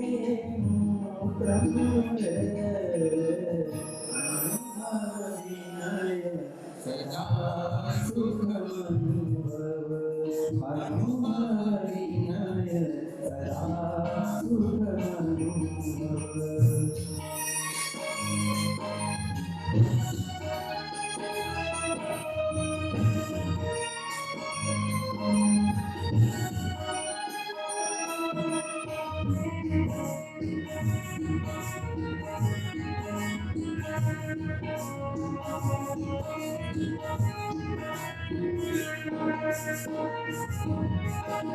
पश्यसि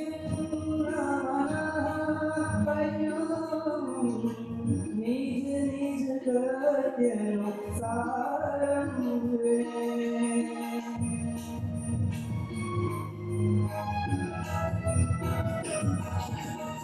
पश्यसि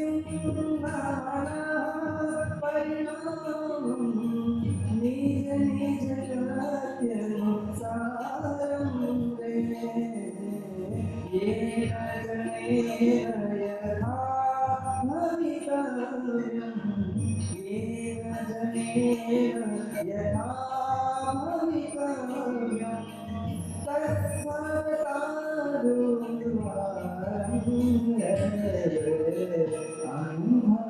अनुभवविनय सदा सुखमनुभव अनुभवविनय सदा सुखमनुभव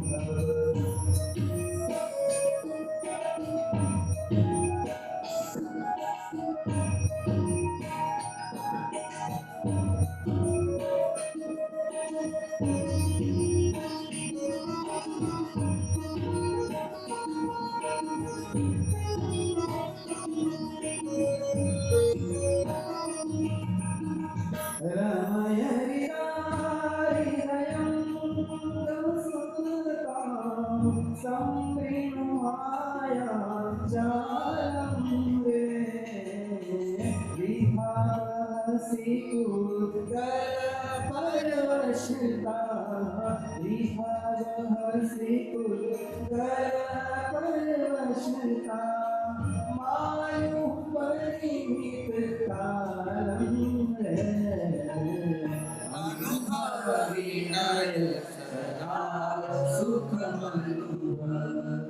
અનુભવ વિનય સદા સુખમનુભવ.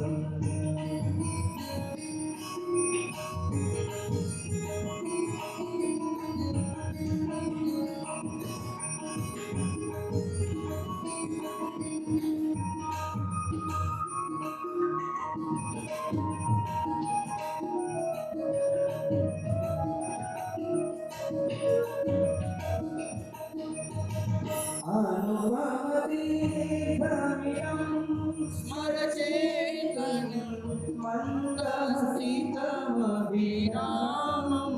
રે.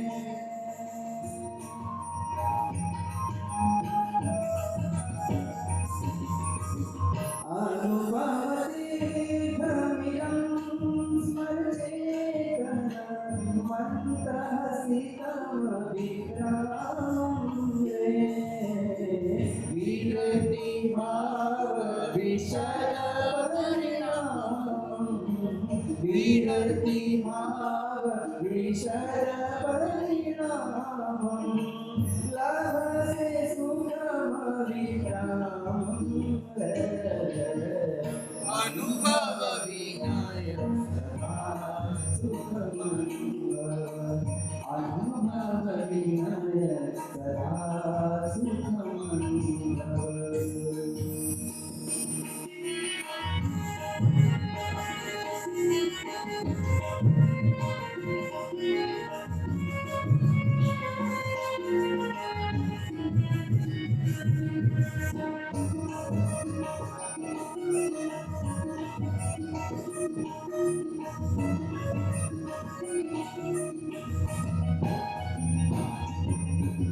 પરબ્રહ્મ પરિણામ નિદાનમ સ્ફુરતિ વિજ્ઞાનમ રે.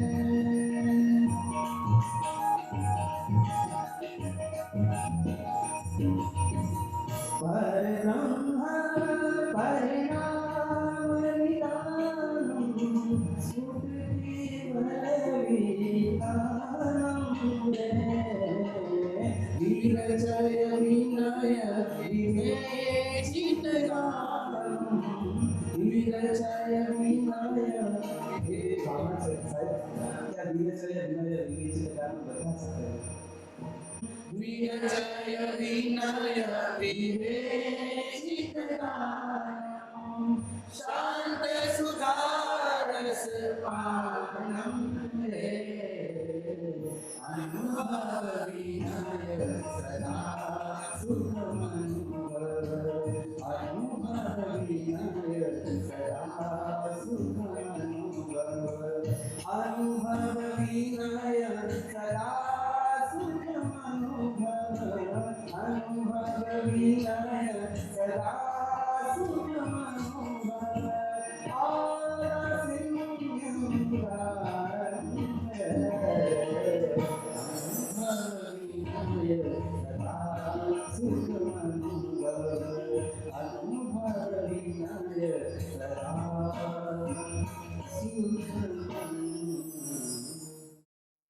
પ્રભુનું શાસન આનાથી બહાર ક્યાંય નથી.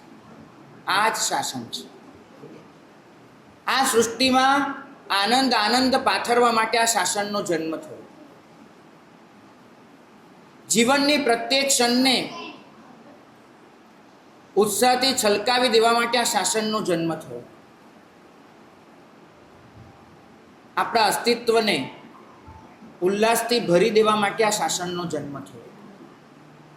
જીવ મૈત્રી ભાવથી મહેકતો હોય, પ્રમોદ ભાવનાથી સમૃદ્ધ હોય, કારુણ્ય એને દિલમાંથી વહેતું હોય, મધ્યસ્થ ભાવ એને કેળવેલો હોય, તો જોઈએ શું? બીજું શું જોઈએ આ શાસન પાસેથી?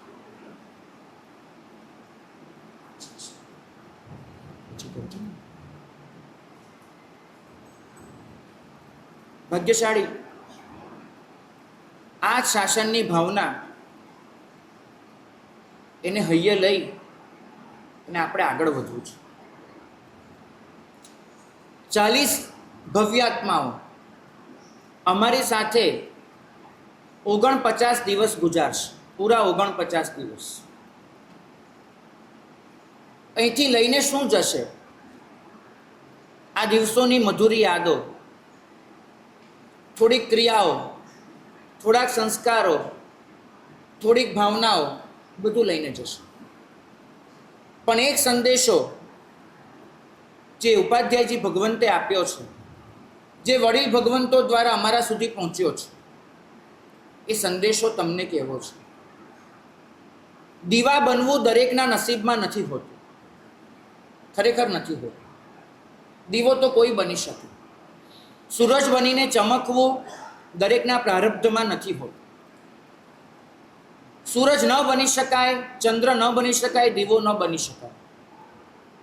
પણ દીવાનો પ્રકાશ એને ફેલાવનારા દર્પણ ચોક્કસ બની શકે. આજે તમને આપવી છે એ દર્પણ બનવાની દીક્ષા. અહીંથી નીકળો, પ્રભુ વીરના સંતાન બનીને નીકળજો. પુણ્ય હતું, સંતાન તરીકે જન્મ થયો છે. પરિણતિ એ કેળવવાની બાકી છે. પુણ્ય અને પરિણતિ બે ભેગા થાય ને ત્યારે ચમત્કાર રચાતો હોય છે. આપણું પુણ્ય ચોક્કસ છે મહાવીરના સંતાન હોવાનું. પરિણતિ હવે કેળવી લેવી છે. અહીંથી નીકળીએ, સમગ્ર સૃષ્ટિમાં આપણા દ્વારા મૈત્રીનો જ ફેલાવો થશે. અહીંથી નીકળીએ, ક્યાંય કોઈનો પણ સદ્ગુણ જોઈશું, એનો ભૂતકાળ યાદ નહીં કરીએ, એના વર્તમાનની નબળી વાતોને નહીં જોઈએ, એનો એ સદ્ગુણ જોઈ હૃદયથી અનુમોદના કરીશું. ક્યાંય કોઈનું દુઃખ જોયું, આંખ મીચામણા કરીને નીકળી નહીં જઈએ. હૈયું એ જીવ માટે કરુણા ચોક્કસ અનુભવશે. અને ક્યાંક કોઈને પોતાની દુષ્ટ મતિથી દુષ્ટ વર્તન કરતા જોયા, રોકવાનો પ્રયત્ન ચોક્કસ કરીશું. પણ ન રોકી શકાય, તિરસ્કાર તો નહીં જ કરીએ, ધિક્કાર તો નહીં જ આપીએ, આપીશું તો મધ્યસ્થ. જીવનમાં આ દીક્ષા લઈને નીકળવું છે. અહીંયા તમને રોજે ગીત ગવડાવીએ છીએ, નમો વૈરાગી. એમાં 3 શબ્દ લખ્યા છે: પ્રેમની દીક્ષા, પવિત્રતાની શિક્ષા અને પ્રસન્નતાની ભિક્ષા. પ્રેમની દીક્ષા સ્વીકારવી પડે છે, પ્રસન્નતાની શીખ લેવી પડે છે, પવિત્રતાની, અને પ્રસન્નતા એની ભિક્ષા, આમ હાથ કરીને ઊભા રહેવું પડે અને ઝીલવી પડે છે.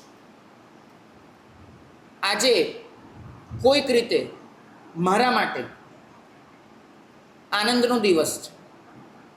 જન્મ થયો એનો આનંદ નથી, પણ આર્ય કુળમાં, આર્ય સંસ્કૃતિમાં, જૈન ધર્મને પાળતા ઘરમાં આ બધા સંસ્કારોની વચ્ચે પ્રભુ વીરના શાસનમાં સદગુરુઓના સંઘમાં જન્મ થયો ને, એનો ચોક્કસ આનંદ છે. જન્મ વખાણવા લાયક નથી, કારણ કે આપણે તો રોજે પ્રાર્થના કરીએ છીએ કે જાય જરા મરણ શોક પણાસનસ્સ, એ જન્મ છોડવા માટે છે. પણ જે છોડવાનું છે એ છોડવાની વચ્ચે પણ પ્રભુએ ફરમાવ્યું કે સાગર તરીને નીકળી જવું હોય, એ તરવા માટે પણ તમને જોઈશે એક દ્વીપ. સાગરની વચ્ચેનો દ્વીપ એ છે આ શાસન. અને શાસન મને આજના દિવસે મળ્યું, એનો આનંદ છે. અને આજે બધાને આ શાસનની દીક્ષા આપવી છે. પ્રભુને જ્યારે જ્યારે પૂછવામાં આવ્યું કે આ કયો માર્ગ છે, ત્યારે પ્રભુએ ક્યારે પણ આને કોઈ વ્રત, મહાવ્રત, જૈન, અરહત એવા કોઈ નામથી ઓળખાવાનું પસંદ નહોતું કર્યું. એમને આ શાસનને એક જ નામ આપ્યું હતું: એસ સંતિ મગ્ગો, એસ મુક્તિ મગ્ગો, એસ નિર્વાણ મગ્ગો. બસ આ જ એમની વાત. આ શાંતિનો માર્ગ છે, આનંદનો માર્ગ છે, આ નિર્વાણનો માર્ગ છે. ભાગ્યશાળી. આનંદનો માર્ગ એનો અર્થ એ નથી થતો કે તમને ક્યાંક પહોંચીને આનંદ મળશે, બિલકુલ નહીં. બગીચામાંથી પસાર થતા હો અને તમે કહો આ સુગંધનો માર્ગ છે, એનો મતલબ એ નથી કે બગીચાના છેડે સુગંધ છે. તમારું ચાલવું એ જ સુગંધમય છે. આ શાસનમાં થતું પ્રત્યેક ડગલું એ સ્વયં આનંદ હોય છે. માટે આનંદનો માર્ગ છે. આનંદ સુધી પહોંચવાનો માર્ગ નથી, આ આનંદમય માર્ગ છે, જ્યાં પ્રકાશ છે, જ્યાં ચૈતન્ય છે, જ્યાં આનંદ છે. તમારા અસ્તિત્વને એવું બનાવી દો, તમારા સંપર્કમાં કોઈ પણ આવે, કોઈ પણ, એ તમારા પાસેથી પ્રેમનું આચમન કરીને જાય. તમારા સંપર્કમાં કોઈ પણ આવે એ પવિત્રતાના સ્પંદન અનુભવીને જાય. તમારા સંપર્કમાં કોઈ પણ આવે એના હૃદયમાં પ્રસન્નતાનું સંવેદન તમે છલકાવી શકો. બહુ સાચું કહું છું. તમારી ઓરા એવી હોવી જોઈએ કે જે ઓરામાં પ્રવેશ કરનારો જીવ આપોઆપ શાંત થાય, આપોઆપ પ્રસન્ન થાય, આપોઆપ ઠરી જાય. એની અપવિત્રતા ખરી પડે, એની અપ્રસન્નતા સરી પડે, એનું જીવન એ બગીચાની જેમ મહેકી ઉઠે. આવા જીવનનો સંકલ્પ આપણે સૌએ અહીંથી કરીને નીકળવાનો છે. હવે પછી આ સૃષ્ટિમાં આપણા તરફથી જો પ્રદાન હશે તો એક એમાં ક્યારેય ધિક્કાર નહીં હોય, માત્ર પ્રેમ હશે. હવે આ સૃષ્ટિમાં આપણા તરફથી કોઈ પણ કૃત્ય થશે તો એ અપવિત્ર નહીં હોય, એ પવિત્ર હશે. હવે પછી આ સૃષ્ટિમાં આપણા તરફથી કશું પણ વહેવડાવીશું તો એ અપ્રસન્નતા નહીં હોય, એ પ્રસન્નતા હશે. આજે એ દીક્ષા આપણે સૌએ સ્વીકારવાની છે. મારો અને તમારો એક નાતો જોડાય છે. આપણી વચ્ચે કોઈ ઋણાનુબંધ નથી. ખાસ યાદ રાખજો, આપણી વચ્ચે કોઈ જ ઋણાનુબંધ નથી. ઋણાનુબંધમાં ચૂકવવાનું હોય છે, બરાબર? તમે કોઈ મારા લેણિયાત નથી અને હુંય તમારો લેણિયાત નથી, બરાબર? અહીંયા કોઈએ કોઈને કશું ભરપાઈ કરવાનું નથી, ચૂકવવાનું નથી. અહીં તો ઘણાનુબંધ છે. અહીં તો આપણે બંને એકબીજાના સહારે પામી લેવાનું છે. મને નેમ કરતાં રાજીમતીનું કથાનક બહુ વધારે ગમ્યું છે. 9 ભવો સુધી તમે નેમનાથનું જુઓ, કેવી ઘોર સાધના, દર ભવમાં આગળ વધતી ગઈ.